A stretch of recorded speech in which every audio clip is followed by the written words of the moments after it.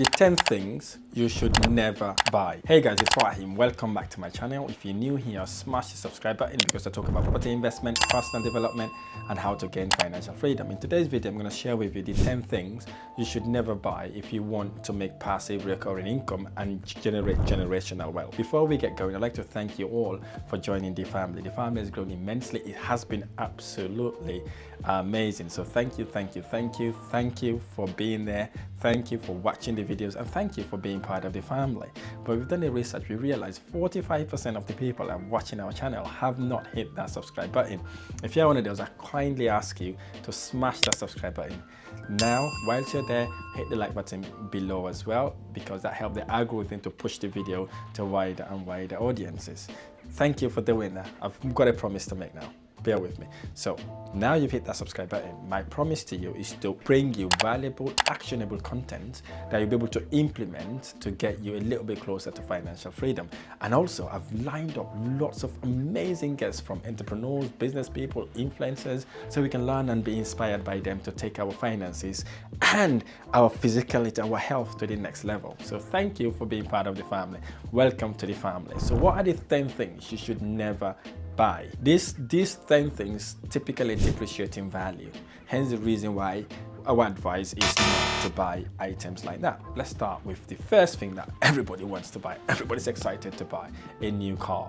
Here's why it's not advisable to buy a car if you don't really need it, or if it's not bringing any value to what you're doing, you see. Because once you bought that car, as soon as you drive out of that parking lot, the car depreciates in value significantly. So that's one of the reasons why people they rather buy investment stuff instead of buying cars. I've seen so many people spending so much money in their cars. Some are even taking loans or finances, get these cars only to be working for the cars. And especially most of them live in London, they hardly drive the car as well. So they're working 5 days or maybe sometimes even 6 days a week. They've got this expensive car parked outside. It's not even in the garage, right? Paying all these finances, insurance, only to drive it for a day. So it doesn't really make any financial sense. So if you're one of those, if you know you're doing that, perhaps I would advise you to return that car back, get a small car if you need it. Obviously, if you don't, maybe you want to jump on the tram, jump on the train, on the underground. There's so many travel links in London.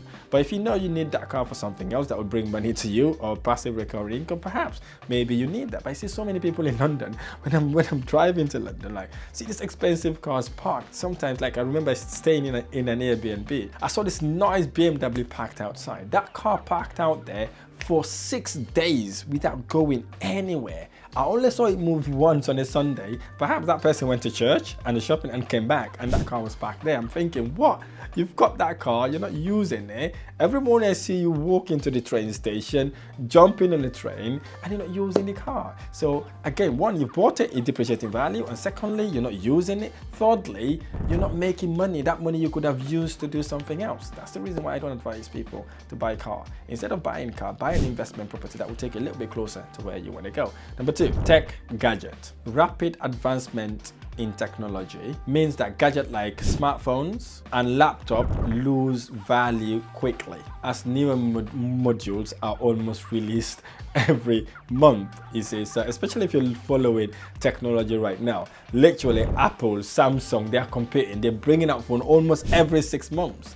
Right, so as soon as you buy that phone, by the time you think about it, there's another new phone out there. So there's so many people going and buying this expensive phone. I saw the other day, I walked into Apple, I saw someone buying a mobile phone for over £1,100. I'm thinking, I was so curious. I asked him, what are you going to do with the phone? Oh, this phone is amazing. It's a brand new phone. It just came out. So obviously I'm going to be going on Facebook, Instagram, LinkedIn. And I was like, well, you not have been able to use Facebook and LinkedIn on the previous phone you had? They was like, oh yeah, I would have. So why need it? So obviously I want to use it because it's the new phone out there. I do get it, but does it add value to you? He goes like, actually, that's a good thing.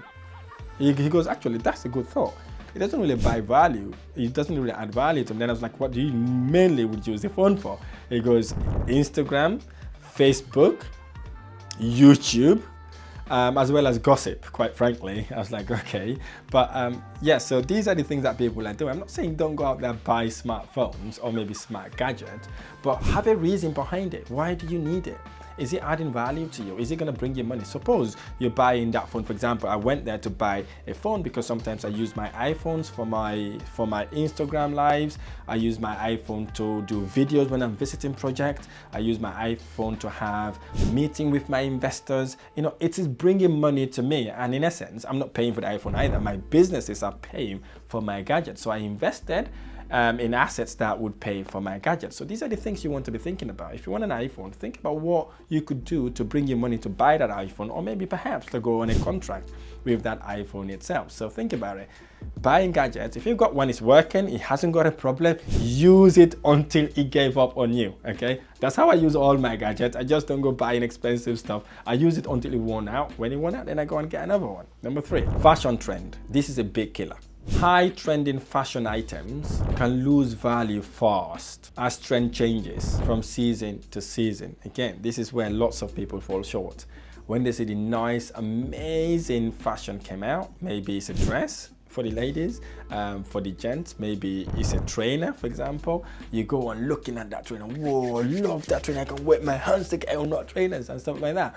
You buy that trainer or that dress, you use it once, and then what? Nothing. Especially for ladies, they don't like to wear things twice, especially to go to a party or to an event. They don't want that. They want to be like alternating or having different dresses all the time. If you went and bought a dress for £500 only to wear it for an hour or so, it's not a financially smart investment, okay? Because at the end of the day, once you've got that dress, you're not going to return it back and say, look, give my money back, I've used it, that's it, they're done. No, you don't want to do that. Or perhaps the guys as well, they would buy a trainer only to wear that trainer once, and then they end up they're not comfortable with it on their feet, and they end up not wearing it. Or perhaps they have wore that trainers once, they went to a party, everybody saw the trainer and they don't want to wear it again, and again it becomes a liability. So think about it. When you're buying stuff, don't buy things because you want everybody to say, wow, it looks amazing. You want to buy it because you need it and because it's adding value to it, or maybe because it is durable. So don't go buying fashion trend all the time because it won't out. But literally, there are trends going every single day,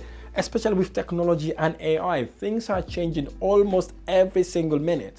So buy things that you think you need that will not just add value to you, but also bring you a bit of real return on your investment. I'm not saying don't go buy shoes, don't go buy trainers, or maybe don't go buy dresses, but maybe you want to consider how much you're spending in these kind of things, because I've seen so many people buying things that they don't even use. I saw an example of a video on YouTube not long ago where the average American's outfit worth about $400. Okay, I'm talking about the shirt, the shoes, the t-shirts, the jeans, the trainers, everything. It's about £350.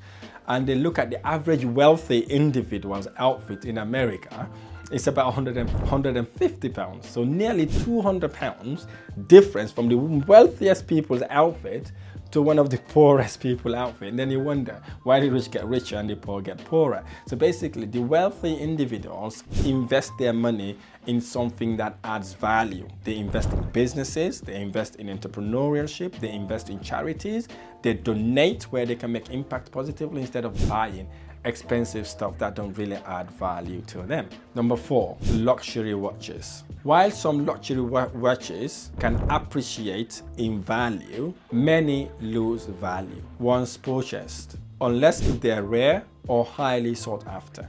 Now, when it comes to watches, there's an intention there, okay? If you're intending to buy the watches as an investment, beautiful, amazing, because in watches alone, it's a massive business. People are making serious return on these watches. But if you're buying it just because you want to fit in the trend, and you don't know which brand to buy that would appreciate in value, perhaps you want to go and learn about trading watches, or maybe buying and holding watches, because sometimes it would appreciate in value. But if you're not just buying it because you want to show off, or perhaps you want to buy the latest watch and put it on your wrist, perhaps you want to consider looking for some alternative investment that could give you better return on your investment. Number 5, boats. You may be thinking, oh Rahim, I'm not that rich to buy boats, by the way. So, but I'm going to bring it in because there's so many victims on this. I'm talking about the middle class here.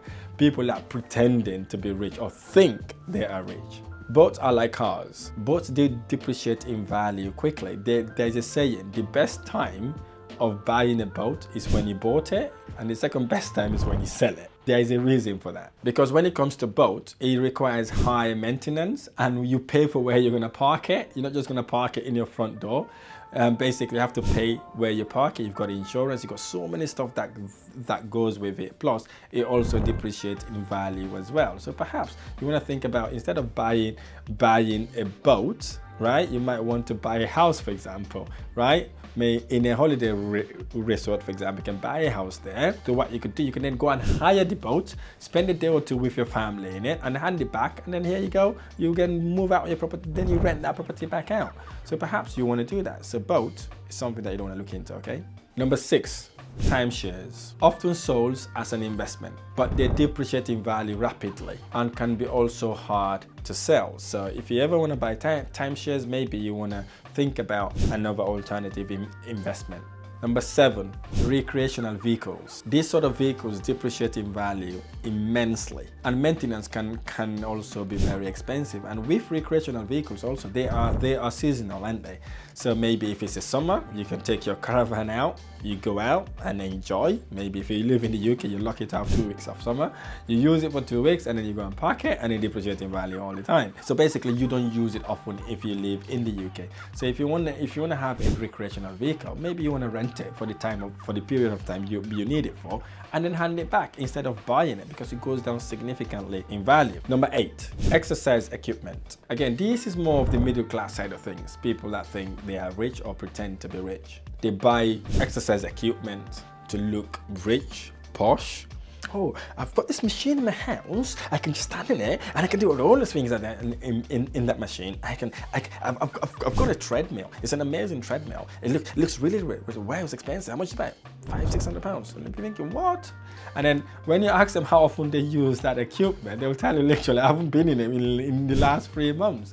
So it becomes a furniture in the property. At least furniture, you're sitting on it, you are using it, right? But when it comes to exercise equipment, people get excited to buy it, and once they realize they need to use it all the time, they don't. And the worst part of it, it loses value as soon as you bought it. Because again, newer models comes out all the time. So if your model is new, if you're one of those that want to keep up with the Joneses, then you will be considering looking for another alternative equipment, thinking, okay, that one is not that good. Maybe if I buy this one, I'm going to do exercises. So don't do that thing. There are gyms everywhere. There's so many gyms. You got Pure Gyms, you have the gyms, you have Virgin Gyms, you have the Lloyds. You have so many gyms out there. Why not just go become a member of a gym and then use that gym effectively? Here's the thing, if you become a member of a gym, obviously it motivates you to wake up in the morning and go and exercise, isn't it? But if your gym equipment is literally next room, you'd be lazy to go and do it. I've tried it, it never worked, right? I end up wasting my money for it. So what you want to do basically is to register, become a member of a gym. And here's the thing, don't go become a member in an expensive gym, okay? You're not competing with anybody else. As long as they've got the equipment you need, okay, become a member in that gym. There's so many reasonable gyms there that got treadmills, right? They have all these rowing machines, whatever you need in them. Go and become a member there. Maybe you'll be paying about £20 to £25 instead of spending about maybe £8,000 to £500 in a treadmill that you never or maybe even hardly use, whilst it depreciates in value as well. Number 9, digital cameras. With smartphone improving right now, digital cameras are slowly becoming redundant and depreciating value significantly, unless if they are high-end professional gears. Suppose you want to buy a camera. If you've got an iPhone, maybe iPhone 10, iPhone 15, whatever that may be for you, normally iPhone's got very, very good cameras. So if you've got a nice iPhone camera, or maybe a Samsung camera, those cameras are good enough to take photos. So why go buy a digital camera? If you don't need it, don't buy it. However, if you're looking to become a YouTuber, or you're looking to become an influencer, or you're looking to start recording content, perhaps you want to use digital cameras. But I would advise you to start with your phones first, become efficient in using your phone, and then move into cameras. Because as you know, cameras are a bit expensive than your phone, because if you got your phone, one, you can go on Instagram, LinkedIn, Facebook, you can use all the socials, you can go live in it as well. So it's amazingly flexible for you to be able to use, instead of buying digital cameras that are very, very expensive. So once you become proficient in what you're doing and you're growing, your business is growing, perhaps you can get a nice, amazing camera to start doing your videos. Number 10, I group these two items together: furniture and white goods, especially the bigger white goods and bigger furniture. Often loses over half of its value once it leaves the store. and tend to not age well. So you see, there's so many people that get excited. They go to their friends' houses, saw this massive TV. They'll be like, whoa, that TV is amazing, I'm gonna go and get it. They go and buy that TV, or maybe they end up taking finance on that TV, or maybe they go to their friend's house, they saw their friend have this American style fridge freezer. They don't think about how that person gets it. They just want to get it themselves. They go again, buy that fridge freezer, or maybe take a loan on it. Maybe they'll go to someone else's house. They realize this sofa looks amazing. They don't think even about the space that they have in their property, and they end up buying that furniture as well. So there's so many people making mistakes like this, buying this furniture, either taking them on a loan or maybe just buying them. These things depreciate in value significantly.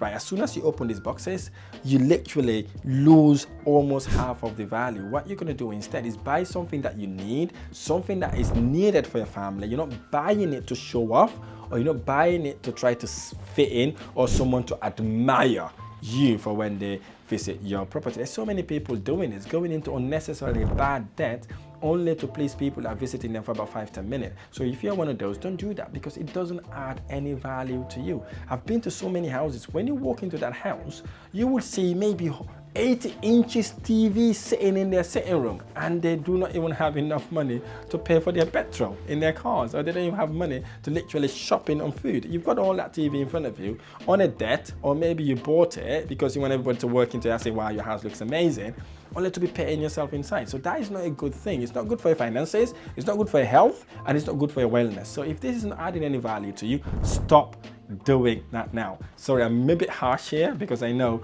I have been to so many houses and I've kept seeing this thing all the time. It's not really paining me, it's just urging me, because it's kind of, people don't know the value of money, people don't know the value of investment. Imagine buying a TV for £1,500 or maybe £2,000 instead of using that money to invest in index funds, maybe start your property business, or perhaps start sourcing property deals. There's so many things you could do with that money instead of buying in furniture. So if you're one of those, be honest to yourself. You cannot lie to yourself. If you fall in victim, if any of those 10 things I've just shared with you, it's about time to eradicate them, wean yourself out of it, because you're not here to please anybody else.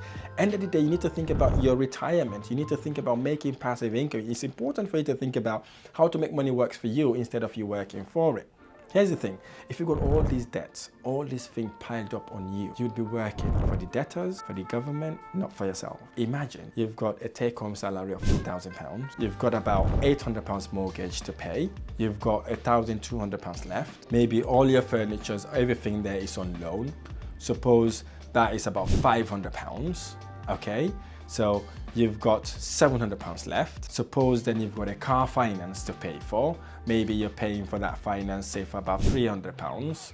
You've got £400 left, and that £400, you've got your bills, you've got your energy, you've got your food. Literally, end of the month, you're living in minus. You are in minus, so stop living that life. Instead, I advise you not to buy depreciating asset, because depreciating asset would only ruin your finances. And here's the thing, if you buy depreciating asset or take loan on depreciating asset and you start investing, the bank saw you take all this furniture, all these white goods on credit, they'll be thinking, if you cannot afford to buy your furniture, why should I lend you money to buy a house? Or why should I lend you money to invest if you can even look after your furniture, if you cannot buy furniture on your own? So these are the things the banks look for. These are the things lenders, myself, look for as well. If I'm going to join venture with you, I want to know how you are looking after your finances before I even join venture with you. If I know you've got all these things in finance, or maybe you're buying stupid things that doesn't add any value to you, I will reconsider working with you, because I know you may not be able to look after our investment once we start growing. So I really hope this video has shined a light on how you could take your finances seriously and knowing what are the 10 things not to buy. Look, if you want to learn how to make, manage and multiply income through property investment, I would like to invite you to click a link somewhere around this video in the description below. Book a strategy call to learn how you could make money work for you instead of working for it. I really hope this video has been helpful. If this video has been helpful, smash the like button below, subscribe to my channel for more amazing videos. I look forward to sharing the next one. Thank you.